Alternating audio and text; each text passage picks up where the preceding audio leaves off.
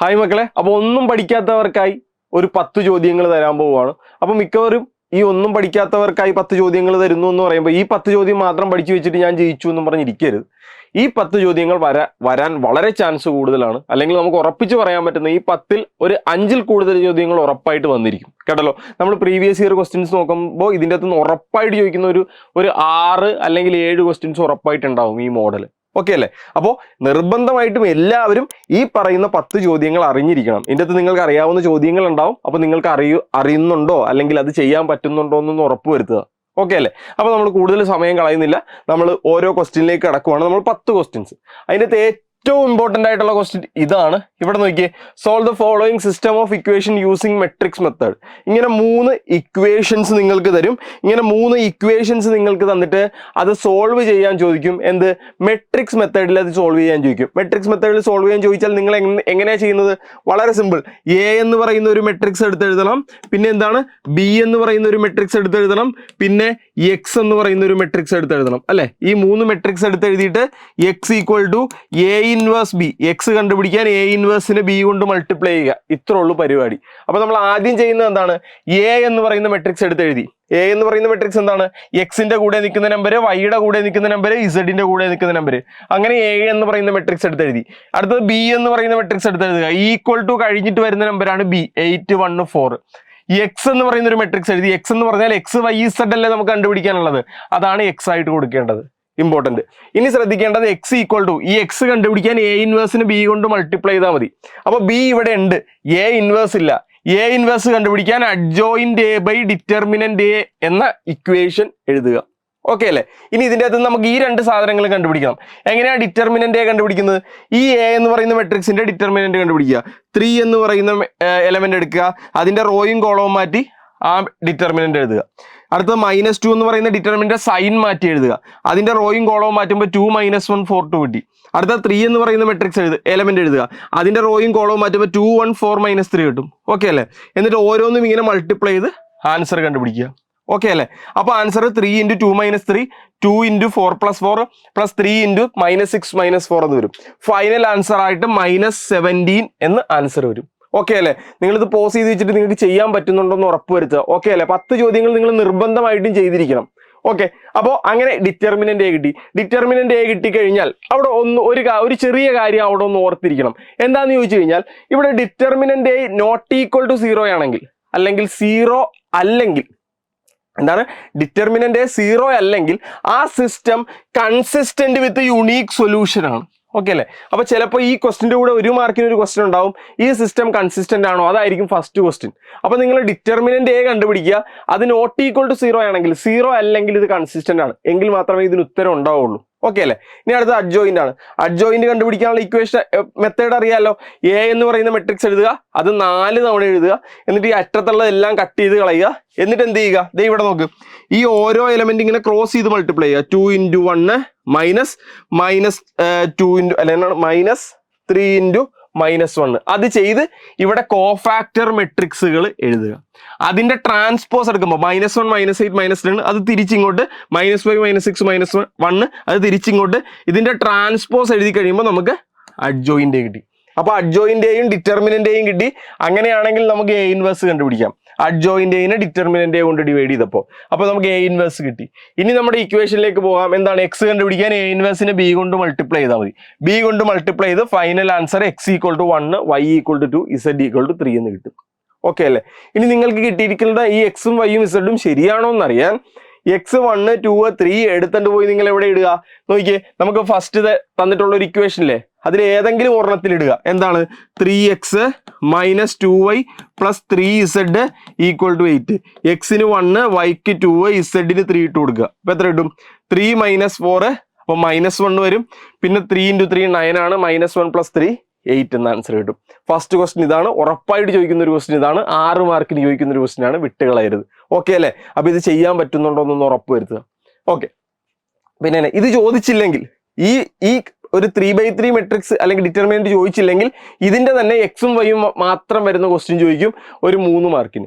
അത് തെറ്റിച്ച് കളയരുത്. അതാണെങ്കിലും എഴുതിക്കോളണം. ഓക്കെ. പിന്നെ മെട്രിക്സ് ചോദിക്കാൻ ചാൻസ് ഉള്ളത് എന്താണ്? ഒരു മെട്രിക്സ് എന്താണ് ഫോം ചെയ്യാൻ, അതായത് ഒരു റിലേഷൻ തരും, ആ റിലേഷൻ വെച്ച് ഒരു 3/2 മെട്രിക്സോ 3/3 മെട്രിക്സോ 3/4 മെട്രിക്സോ ഇഷ്ടമുള്ളത് ഫോം ചെയ്യാൻ ഒരു ക്വസ്റ്റ്യൻ ഉണ്ടാവും. ഓക്കെ അല്ലേ? അപ്പൊ നിങ്ങൾ ചെയ്യേണ്ട കാര്യം എന്ന് പറഞ്ഞാൽ ഇവിടെ തന്നിട്ടുള്ള കണക്ഷൻ എടുത്ത് എഴുതുക. അപ്പൊ ഇവിടെ ഇത് നോക്കുമ്പോൾ നിങ്ങൾക്ക് മനസ്സിലാകുന്നത് നമുക്ക് 3/2 മെട്രിക്സ് ആണ് ഉണ്ടാക്കേണ്ടത്. ഉണ്ടാക്കേണ്ട കണക്ഷൻ AIJ = I+3J എന്നാണ്. ഓക്കെ അല്ലേ? ഇനി നിങ്ങൾ എന്ത് ചെയ്യണം എന്ന് വെച്ച് കഴിഞ്ഞാൽ, നമ്മൾ ചെയ്യേണ്ട എന്താന്ന് വെച്ച് കഴിഞ്ഞാൽ, ആദ്യം 3/2 മെട്രിക്സ് ആണ് നമുക്ക് ഉണ്ടാക്കേണ്ടത്. അപ്പൊ 3/2 മെട്രിക്സിന്റെ ഒരു ഔട്ടർ സ്ട്രക്ചർ എഴുതുക. ഓക്കെ അല്ലേ? ഔട്ടർ സ്ട്രക്ചർ എഴുതി. ഇനി ശ്രദ്ധിക്കേണ്ട കാര്യം, ഇതിന് പേരുകൾ കൊടുക്കുക. ഇത് ഫസ്റ്റ് റോയിലെ ഫസ്റ്റ് എലമെന്റ്, അപ്പൊ A11. ഇത് ഫസ്റ്റ് റോയിലെ സെക്കൻഡ് എലമെന്റ് 1 2. ഇത് 2 1 2 2 3 1 3 3. അത് കൊടുക്കുക. ഇനി നമ്മളുടെ റിലേഷൻ എന്താന്ന് നോക്കുക. AIJ = I+3J. അതായത് ഫസ്റ്റ് നമ്പർ അതുപോലെ തന്നെ എടുക്കുക, സെക്കൻഡ് നമ്പറിനെ 3 കൊണ്ട് മൾട്ടിപ്ലൈ ചെയ്യുക. അങ്ങനെ A11 A12 A21 A22 A32 A33 അല്ല A31 A32 എല്ലാം കണ്ടുപിടിക്കുക. ഓക്കെ അല്ലേ? അങ്ങനെ നമുക്ക് മെട്രിക്സ് കിട്ടും. ഈ ഒരു ക്വസ്റ്റ്യനും ഇതിൽ നിന്ന് പ്രതീക്ഷിക്കാവുന്നതാണ്. അടുത്ത ക്വസ്റ്റ്യൻ, അടുത്തത് മെട്രിക്സ് എന്ന് പറയുന്ന ചാപ്റ്ററിൽ നിന്ന് ഉറപ്പായിട്ട് നോക്കേണ്ട ഒരു ചോദ്യം എന്താണെന്ന് വെച്ച് കഴിഞ്ഞാൽ, ഒരു മെട്രിക്സ് നിങ്ങൾക്ക് തരും. ആ മെട്രിക്സ് എന്താണ്? Express the matrix as a sum of symmetric and skew symmetric matrix. ഈ മെട്രിക്സിനെ സിമെട്രിക്കും സ്ക്യൂ സിമെട്രിക്കും മെട്രിക്സിന്റെ സം ആയിട്ട് എഴുതുക. അതിനൊരു സ്റ്റെപ്പ് ഓർത്തിരിക്കണം. A എന്ന് പറയുന്ന മെട്രിക്സ് ആണ് നമുക്ക് തന്നിട്ടുള്ളത്. അതിന്റെ ട്രാൻസ്പോസ് എടുക്കുക, ഇത് രണ്ടും കൂടി ആഡ് ചെയ്യുക. ഓക്കെ, ഇത് രണ്ടും കൂടി സബ്ട്രാക്ട് ചെയ്യുക, അതും ഓക്കെ. ഇതിന്റെ പകുതി എടുക്കുക, A+A ട്രാൻസ്പോസിന്റെ പകുതി എടുക്കുക. അതുപോലെ A- A ട്രാൻസ്പോസിന്റെ പകുതി എടുക്കുക. ഇത് സിമെട്രിക്കും ഇത് സ്ക്യൂ സിമെട്രിക്കും ആയിരിക്കും. ഇത് പ്ലസ് ഇത് = A എന്ന് എഴുതിയാൽ ആൻസർ ആയി. ഓക്കെ അല്ലേ? അതാണ് നമ്മൾ ചെയ്തിട്ടുള്ളത്. A എന്ന് പറയുന്ന മെട്രിക്സ് ഉണ്ട്, അതിന്റെ ട്രാൻസ്പോസ് എഴുതി. ട്രാൻസ്പോസ് എന്ന് പറഞ്ഞാൽ എന്താ? ഇത് താഴത്തേക്ക് എഴുതും, ഇത് താഴത്തേക്ക് എഴുതും, ഇത് താഴത്തേക്ക് എഴുതും, ഇന്റർചേഞ്ച് ചെയ്ത് എഴുതും. എന്നിട്ട് ഇത് രണ്ടും കൂടി കൂട്ടി A+Aയും A ട്രാൻസ്പോസും കൂടി കൂട്ടി എഴുതി, Aയിൽ നിന്ന് A ട്രാൻസ്പോസ് കുറച്ചെഴുതി. ഇനി എന്താ ഇത്? Aയും A+A ട്രാൻസ്പോസ്, അതായത് ഇതിന്റെ ഹാഫ് എടുത്തു, എല്ലാത്തിന്റെയും പകുതി എടുത്തു. അടുത്തത് A- A ട്രാൻസ്പോസിന്റെ ഹാഫ് എടുത്തു, എല്ലാത്തിന്റെയും പകുതി എടുത്തു. ഇത്രേ ഉള്ളൂ. ഇത് സിമെട്രിക്കും ഇത് സ്ക്യൂ സിമെട്രിക്കും ആയിരിക്കും. അപ്പൊ നമ്മൾ A = ഇത് A+A transpose / 2 + A- A transpose / 2 എന്ന് എഴുതി. അത് ഒന്ന് എടുത്ത് എഴുതി കൂടി വെച്ചേക്കണം. പരിപാടി കഴിഞ്ഞു. സിമ്പിൾ പരിപാടി. ഓക്കെ അല്ലേ? അപ്പൊ അടുത്ത ക്വസ്റ്റ്യൻ. പിന്നെ നിങ്ങൾ നിർബന്ധമായിട്ടും പഠിക്കേണ്ടത് LPPയിൽ നിന്ന് ചോദിക്കുന്ന ഈ ഒരു ചോദ്യം, ഉറപ്പായിട്ടുണ്ടാകുന്ന ഒരു ചോദ്യം, 6 മാർക്കിന് ചോദിക്കുന്ന അടുത്ത ചോദ്യം. ഉറപ്പായിട്ട് പഠിച്ചിരിക്കണം. നിർബന്ധമായിട്ടും പഠിച്ചിരിക്കേണ്ട ചോദ്യം, ഉറപ്പായിട്ടുണ്ടാകുന്ന ഒരു ചോദ്യമാണ്. അപ്പോൾ ഇവിടെ മാക്സിമൈസ് ആണോ മിനിമൈസ് ആണോ നോക്കി ഒരു ഒബ്ജക്റ്റീവ് ഫംഗ്ഷൻ ഉണ്ടാവും. പിന്നെ നമുക്ക് ഇങ്ങനെ കുറച്ച് കൺസ്ട്രെയിൻസ് ഉണ്ടാവും. ഓക്കെ അല്ലേ? അപ്പൊ ചെയ്യേണ്ടത് എങ്ങനെയാന്ന് വെച്ച് കഴിഞ്ഞാൽ, ഇത് ഇപ്പൊ എടുക്കേ പോലും വേണ്ട. ഇത് ആദ്യം ഒരു കൺസ്ട്രെയിൻ എടുക്കുക. കൺസ്ട്രെയിൻ എന്താണ്? X + Y <= 50. അതെടുത്തു ഞാൻ. എന്തേത്? X + Y <= 50. ഇതാണ് നമ്മളുടെ ക്വസ്റ്റ്യൻ. നമ്മൾ ആദ്യത്തെ ഇവനെ ഇങ്ങോട്ട് എടുത്തു അല്ലെ? X + Y <= 50. ഇവന് = എന്ന് എഴുതുക. എന്നിട്ട് എന്ത് എഴുതുക? XY എന്ന് പറയുന്ന കോളം വരയ്ക്കുക. Xന് 0 ഇട്ട് കൊടുക്കുക, അപ്പോൾ Yയുടെ വാല്യൂ കണ്ടുപിടിക്കുക. Yക്ക് 0 ഇട്ട് കൊടുക്കുക, Xന്റെ വാല്യൂ കണ്ടുപിടിക്കുക. അപ്പൊ നമുക്ക് 2 പോയിന്റുകൾ കിട്ടി. 0 50 50 0. 0 50 50 0. അതുപോലെ രണ്ടാമത്തെ ആൾ എടുക്കുക. രണ്ടാമത്തെ ആൾ എന്താണ്? 3x + Y <= 90. ഇനി എന്തെടുക്കുക? ഈ Xന് പകരം 0 ഇട്ട് കൊടുക്കുക, Yക്ക് പകരം 0 ഇട്ട് കൊടുക്കുക, പോയിന്റ് കിട്ടുക. അപ്പൊ നമുക്ക് 2 പോയിന്റുകൾ 0 90 30 0 എന്ന് പറഞ്ഞു കിട്ടും. ഈ രണ്ടും വെച്ച് നമ്മൾ എന്ത് ചെയ്യുക? ലൈൻ വരയ്ക്കുക. ലൈൻ വരച്ചു കഴിഞ്ഞാൽ, അതായത് നമ്മളിപ്പോൾ വരച്ചത് നോക്കി, 50 0യും 0 50യും വെച്ച് ഒരു ലൈൻ വരച്ചു. അതുപോലെ 0 90യും 30 0യും വെച്ച് ഒരു ലൈൻ വരച്ചു. എന്നിട്ട് എന്ത് ചെയ്യുക? ഇതിന്റെ ഫീസിബിൾ റീജിയൻ അടയാളപ്പെടുത്തുക. ഏത് സ്ഥലത്താണ് നമ്മളുടെ വരുന്നതെന്ന് നോക്കി അടയാളപ്പെടുത്തുക. എന്നിട്ട് ഇതിന്റെ കോർണർ പോയിന്റുകൾ കണ്ടുപിടിക്കണം. അതാണ് അടുത്ത ഏറ്റവും ഇമ്പോർട്ടന്റ് ആയിട്ടുള്ള കാര്യം. കോർണർ പോയിന്റുകൾ A B C D. ഇവിടെ ശ്രദ്ധിക്കാനുള്ള കാര്യം, എയുടെ കോർണർ പോയിന്റ് നമുക്ക് കൃത്യമായിട്ട് ഇവിടുന്ന് എടുത്ത് എഴുതാൻ പറ്റും 0 50. ബിയുടെ കോർണർ പോയിന്റ് 0 0. ഇത് 50 0. D കണ്ടുപിടിക്കാൻ പറ്റൂല. D കണ്ടുപിടിക്കാൻ പറ്റില്ലെങ്കിൽ നിങ്ങൾ ചെയ്യേണ്ടത്, ഇവിടെ നമുക്ക് 2 ലൈൻ ഉണ്ട്, ആ 2 ലൈനും സോൾവ് ചെയ്താൽ ആൻസർ ആയി. ഇത് നോക്ക്, 2 ലൈനുകൾ ഏതൊക്കെയാണ്? X + Y = 50 എന്ന് പറയുന്ന ഈ ലൈനും 3x + Y = 90 എന്ന് പറയുന്ന ഈ ലൈനും കൂടി സോൾവ് ചെയ്താൽ നമുക്ക് ആൻസർ ആയി. അപ്പൊ 4 പോയിന്റുകളും കിട്ടി. ഇനി എന്താണ്? കോർണർ പോയിന്റ് മെത്തേഡ് വഴി ഇതിന്റെ വാല്യൂ കണ്ടുപിടിക്കുക. അതിന്റെ വാല്യൂ ഇവിടെ കണ്ടുപിടിച്ചിട്ടില്ല, അതുകൂടി നമുക്കൊന്ന് കണ്ടുപിടിച്ചേക്കാം. ഏതൊക്കെയാണ് പോയിന്റുകൾ വരുന്നത്? ആദ്യം നമ്മൾ എന്ത് ചെയ്യുക? നമ്മളൊരു ബോക്സ് വരയ്ക്കുക.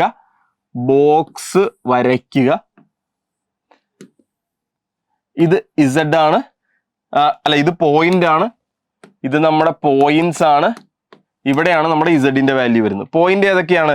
A B C D. A B C D. A എന്ന് പറഞ്ഞാൽ 0 50, എ എന്ന് പറഞ്ഞാൽ 0 50, ബി എന്ന് പറഞ്ഞാൽ 0 0, സി എന്ന് പറഞ്ഞാൽ 50 0, ഡി എന്ന് പറഞ്ഞാൽ ഇപ്പൊ കിട്ടിയത് എത്രയാണ്? 20 30. സി എത്രയാണ്? സി 30 0 ആണ്. സി 30 0 ആണ്. സി 30 0 ആണ്. സി 30 0 ആണ്. ഡി 20 30 ആണ്. ഓക്കെ അല്ലേ?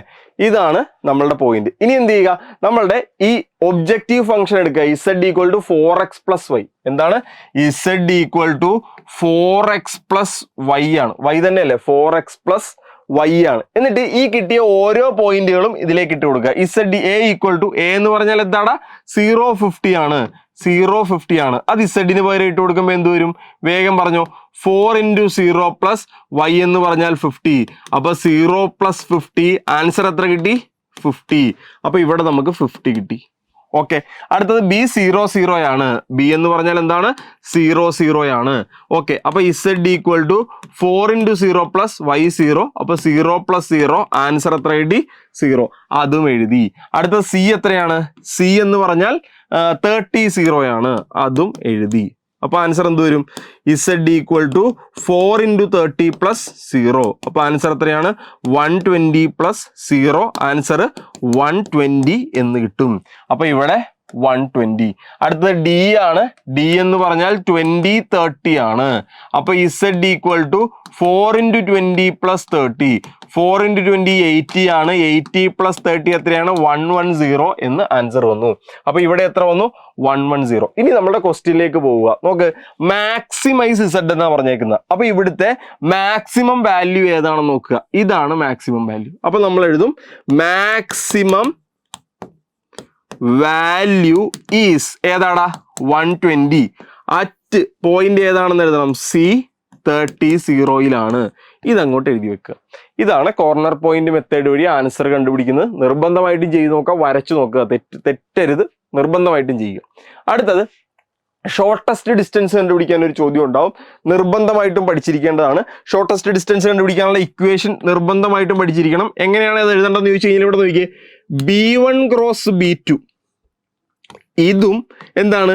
A2 മൈനസ് A1 കൂടി ഡോട്ട് പ്രൊഡക്റ്റ് എടുക്കുക. താഴെ ഈ B1 ക്രോസ് B2വിന്റെ മോഡുലസ്. ഇതാണ് ഷോർട്ടസ്റ്റ് ഡിസ്റ്റൻസ്. വലിയ ഇക്വേഷൻ ആണ്, നിർബന്ധമായിട്ടും പഠിച്ചിരിക്കണം. ഉറപ്പായിട്ട് ചോദിക്കാൻ ചാൻസ് ഉള്ള ചോദ്യം. ഇതിനകത്ത് ഏതാണ് A1, ഏതാണ് A2, ഏതാണ് B1, ഏതാണ് B2 എന്ന് ചോദിച്ചാൽ ഇത് A1, ഇത് B1, ഇത് A2, ഇത് B2. ഇത്രേ ഉള്ളൂ. ഇത് ഓരോന്നും ആദ്യം എടുത്ത് എഴുതുക. നോക്ക്, A1 എന്ന് പറഞ്ഞാൽ I+2J+3K, B1 എഴുതി, A2 എഴുതി, B2 എഴുതി. ഓക്കെ അല്ലേ? ആദ്യം ചെയ്യേണ്ടത് B1 ഉം B2 കൂടി ക്രോസ് പ്രോഡക്റ്റ് എടുത്തു. എങ്ങനെയാ ക്രോസ് പ്രോഡക്റ്റ് എടുക്കുന്നത്? IJK എഴുതി, B1ന്റെ I -3 അല്ല 1 -3 2 1 -3 2 എഴുതി, B2ന്റെ 2 3 1 എഴുതി, 2 3 1 എഴുതി. ഇനി ഇതിന്റെ ഡിറ്റർമിനന്റ് കണ്ടുപിടിക്കുക. അപ്പൊ നമുക്ക് എന്ത് കിട്ടി? ഒരു വെക്ടർ കിട്ടി. അതവിടെ ഇരുന്നോട്ടെ. ഓക്കെ. പിന്നെ എന്താ കണ്ടുപിടിക്കേണ്ടത്? A2 മൈനസ് A1 കണ്ടുപിടിക്കുക. A2 മൈനസ് A1 എന്ന് പറഞ്ഞാൽ A2വിൽ നിന്ന് A1 കുറയ്ക്കുക. 4iൽ നിന്ന് I കുറയ്ക്കുമ്പോൾ 3i, 5jയിൽ നിന്ന് 2j കുറയ്ക്കുമ്പോൾ 3j, 6kയിൽ നിന്ന് 3k കുറയ്ക്കുമ്പോൾ 3k. ഓക്കെ അല്ലേ? അപ്പോൾ ഇത് കിട്ടി. ഇനി ഈ B1 cross B2ഉം A2 minus A1 കൂടി ക്രോസ് പ്രോഡക്റ്റ് എടുക്കുക. അതായത് ഇതും കൂടി ക്രോസ് പ്രോഡക്റ്റ് എടുക്കുക. അതേ ക്രോസ് പ്രോഡക്റ്റ് എടുത്തു. അപ്പൊ നമുക്ക് 9 എന്ന ആൻസർ കിട്ടി. ഓക്കെ അല്ലേ? അപ്പൊ നമുക്ക് എന്ത് കിട്ടിയടാ? ഈ മുകളിലത്തത് എല്ലാം കിട്ടി. ഇനി B1 ക്രോസ് B2വിന്റെ മോഡുലസ് എടുത്താൽ മതി. B1 ക്രോസ് B2വിന്റെ മോഡുലസ് എടുത്തപ്പോൾ നമുക്ക് √171 എന്ന് കിട്ടി. അപ്പൊ നമ്മൾ ഇക്വേഷൻ എഴുതി വെറുതെ 9/√171 എന്ന് എഴുതിയാൽ ആൻസർ ആയി. സിമ്പിൾ. അപ്പൊ ഉറപ്പായിട്ട് പഠിച്ചിരിക്കേണ്ട അടുത്ത ചോദ്യം. ഓക്കെ അല്ലേ? അപ്പോൾ ഷോർട്ടസ്റ്റ് ഡിസ്റ്റൻസിന്റെ ഇക്വേഷൻ നിർബന്ധമായിട്ടും പഠിച്ചിരിക്കണം. വളരെ ഇമ്പോർട്ടന്റ് ആണ്. വലിയ ഇക്വേഷൻ ആണ്. ഓക്കെ അല്ലേ? അത് പഠിച്ചിരിക്കുക. അടുത്തത് പിന്നെ വെക്ടറിൽ നിന്ന് ഇതിൽ ഏതെങ്കിലും ഒരെണ്ണം ചോദിക്കാൻ ചാൻസ് ഉണ്ട്. ഏതൊക്കെയാണെന്ന് അറിയാമോ? ആംഗിൾ ബിറ്റ്വീൻ 2 വെക്ടേഴ്സും, പിന്നെ പ്രൊജക്ഷൻ, പിന്നെ A vector perpendicular to both A and B. Okay അല്ലേ? അപ്പൊ രണ്ട് വെക്ടേഴ്സ് തന്നിട്ടുണ്ടെങ്കിൽ ആംഗിൾ ബിറ്റ്വീൻ കണ്ടുപിടിക്കാനുള്ള ഇക്വേഷൻ എന്താന്ന് ചോദിച്ചു കഴിഞ്ഞാൽ ഇതാണ് equation. cos θ equal to A.B by mod A mod B. അതായത് എയും ബിയും കൂടിയുള്ള ഡോട്ട് പ്രൊഡക്റ്റ് എടുക്കുക. എയും ബിയും കൂടിയുള്ള ഡോട്ട് പ്രൊഡക്റ്റുകൾ എടുക്കുക. രണ്ടും കൂടി ഐയുടെ കൂടെ നിൽക്കുന്ന നമ്പറുകൾ, ജെയുടെ കൂടെ നിൽക്കുന്ന നമ്പറുകൾ, കെയുടെ കൂടെ നിൽക്കുന്ന നമ്പറുകൾ മൾട്ടിപ്ലൈ ചെയ്യുക. അപ്പൊ ഡോട്ട് പ്രൊഡക്റ്റ് കിട്ടി -5. ബൈ താഴെ എന്താ രണ്ടിന്റെയും മോഡുലസ്. എയുടെ മോഡുലസ് എങ്ങനെ എടുക്കുന്നത്? റൂട്ടിന്റെ അകത്ത് ഐയുടെ കൂടെ നിൽക്കുന്ന, ജെയുടെ കൂടെ നിൽക്കുന്ന, കെയുടെ കൂടെ നിൽക്കുന്ന നമ്പറുകളുടെ സ്ക്വയർ, ബിയുടെ മോഡുലസ് ഐയുടെ കൂടെ, ജെയുടെ കൂടെ, കെയുടെ കൂടെ നിൽക്കുന്ന നമ്പറുകളുടെ സ്ക്വയർ. അതെല്ലാം എടുത്തു കഴിയുമ്പോൾ മോഡുലസ് ആയി. അതെടുത്ത് ഈ ഇക്വേഷന്റെ അകത്തേക്ക് ഇട്ട് കൊടുത്തു കഴിഞ്ഞാൽ നമുക്ക് എന്തായി? ആംഗിൾ ബിറ്റ്വീൻ ടു വെക്ടേഴ്സ് ആയി. ഇനി പ്രൊജക്ഷൻ കണ്ടുപിടിക്കാൻ സെയിം തന്നെ A dot B by projection of A on B എന്ന് പറഞ്ഞാൽ ഓണ് കഴിഞ്ഞ് വന്നിട്ടുള്ളത് ആരാണോ അയാളുടെ മോഡുലസ് മാത്രമാണ് താഴെ വരേണ്ടത്. അപ്പൊ എ ഡോട്ട് ബി -5 ആണ് നമ്മൾ നേരത്തെ കണ്ടുപിടിച്ചു. അതിൻ്റെ അകത്ത് മോഡ് ബി മാത്രം എടുത്തു. മോഡ് ബി ദേ -√11 ആണ്. അത് മാത്രം ഇക്വേഷനിലേക്ക് ഇട്ട് കൊടുത്തു. ഇനിയാണ് ശ്രദ്ധിക്കാനുള്ളത്, രണ്ട് വെക്ടർ തന്നിട്ട് ആ രണ്ട് വെക്ടറും പെർപെൻഡിക്കുലർ ആണോ എന്ന് ചോദിച്ചു കഴിഞ്ഞാൽ നിങ്ങൾ എ ഡോട്ട് ബി കണ്ടുപിടിക്കുക. അത് 0 ആണെങ്കിൽ പെർപെൻഡിക്കുലർ ആണ്. ഇനി question, A vector perpendicular to both A and B, എയ്ക്കും ബിക്കും പെർപെൻഡിക്കുലർ ആയ വേറൊരു വെക്ടർ കണ്ടുപിടിക്കാൻ പറഞ്ഞാൽ നിങ്ങൾ ചെയ്യേണ്ടത് എങ്ങനെയാണെന്ന് വെച്ച് കഴിഞ്ഞാൽ എയും ബിയും കൂടി ക്രോസ് പ്രൊഡക്റ്റ് എടുക്കുക. ആ ക്രോസ് പ്രൊഡക്റ്റ് കിട്ടുന്ന ആൻസർ ആ വെക്ടർ ഇത് രണ്ടിനും പെർപെൻഡിക്കുലർ ആയിരിക്കും. അപ്പോൾ പെർപെൻഡിക്കുലർ ആയിട്ടുള്ള ഒരു വെക്ടർ കണ്ടുപിടിക്കാൻ പറഞ്ഞാൽ രണ്ടിന്റെയും ക്രോസ് പ്രൊഡക്റ്റ് എടുക്കുക. ഓക്കെ അല്ലേ? സിമ്പിൾ. പിന്നെ ഇവിടെ നോക്കണം, ഒരു ഓർഡറും ഡിഗ്രിയും ഒരു ഡിഫറൻഷ്യൽ ഇക്വേഷൻ തന്നിട്ട് അതിന്റെ ഓർഡറും ഡിഗ്രിയും കണ്ടുപിടിക്കാൻ. അപ്പൊ ഇതിന്റെ ഹയസ്റ്റ് ഓർഡർ ഏതാണെന്ന് നോക്കുക. ഹയസ്റ്റ് ഓർഡർ ഏതാണ്? ഇത് സെക്കൻഡ് ഓർഡർ ഡെറിവേറ്റീവ്, ഇത് ഫസ്റ്റ് ഓർഡർ ഡെറിവേറ്റീവ്. അപ്പൊ ഇതാണ് ഹയസ്റ്റ് ഓർഡർ. അപ്പൊ ഇതിന്റെ ഓർഡർ എത്രയാണ്? 2. അതിന്റെ തന്നെ പവർ ആണ് ഡിഗ്രി. അപ്പൊ ഡിഗ്രി എത്രയാണ്? 1. അല്ലാതെ ഏറ്റവും വലിയ പവർ അല്ല കേട്ടോ. ഓക്കെ. അപ്പൊ എന്താണ്? കൺസിഡർ ദ ഡിഫറൻഷ്യൽ ഇക്വേഷൻ എന്ന് പറഞ്ഞൊരു ഇക്വേഷൻ തന്നിട്ടുണ്ട്. ഈ ഇക്വേഷൻ ഏതാടാ? ലീനിയർ ആണ്. ലീനിയർ ചോദിക്കാനാണ് ചാൻസ് കേട്ടല്ലോ. ലീനിയർ ഡിഫറൻഷ്യൽ ഇക്വേഷൻ ആണ് തന്നിട്ടുള്ളത്. അതെങ്ങനെ മനസ്സിലാവും? ഒരു dy/dx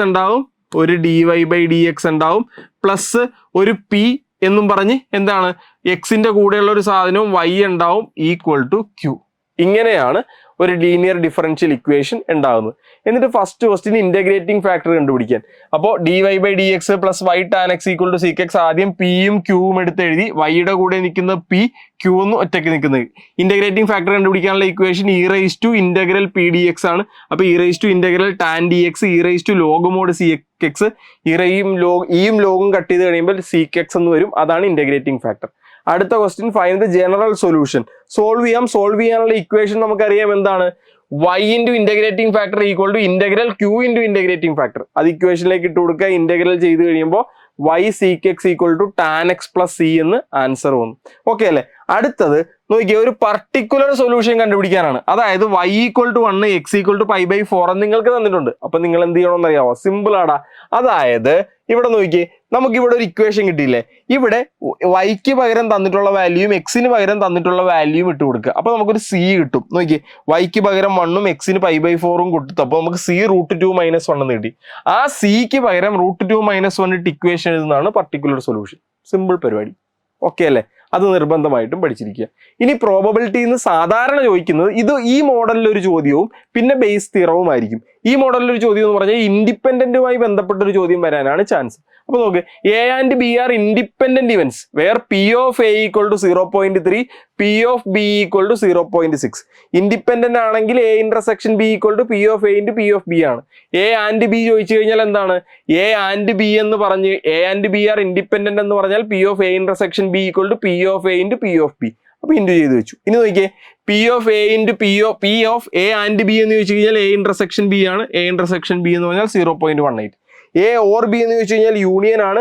യൂണിയൻ കണ്ടുപിടിക്കാൻ P of A plus P of B minus P of A intersection B എടുക്കുക. P of A and not B, ഇതൊന്ന് ശ്രദ്ധിച്ചേക്കണേ. P of A and not ബിനെ ഇങ്ങനെ എഴുതും. അത് കണ്ടുപിടിക്കാൻ P of A minus P of A intersection B ചെയ്താൽ മതി. ഓക്കെ അല്ലേ? ആ ഇക്വേഷൻ ഒന്ന് ഓർത്തിരിക്കുക. ഓക്കെ അല്ലേ? ലാസ്റ്റ് വൺ ആണ് ബേസ് തിയറം. ഓക്കെ അല്ലേ? ബേസ് തിയറം കിട്ടിക്കഴിഞ്ഞാൽ ആദ്യം തന്നെ ബേസ് തിയറത്തിൽ പറഞ്ഞിട്ടുള്ള കാര്യങ്ങൾ എഴുതുക. Bag 1 contains 3 red and 4 black balls. Okay, bag 1ൽ 3 റെഡും 4 ബ്ലാക്കും. Bag 2 contains 5 red and 6 black balls. അല്ലെ? എത്രയാണ്? 5 red and 6 black balls. Okay അല്ലെ? അപ്പൊ bag 2 contains 5 red and 6 black balls. അതും എഴുതി. ഇനി ശ്രദ്ധിക്കേണ്ടത് എന്താണ്? ഒരു ബോൾ എടുത്തു.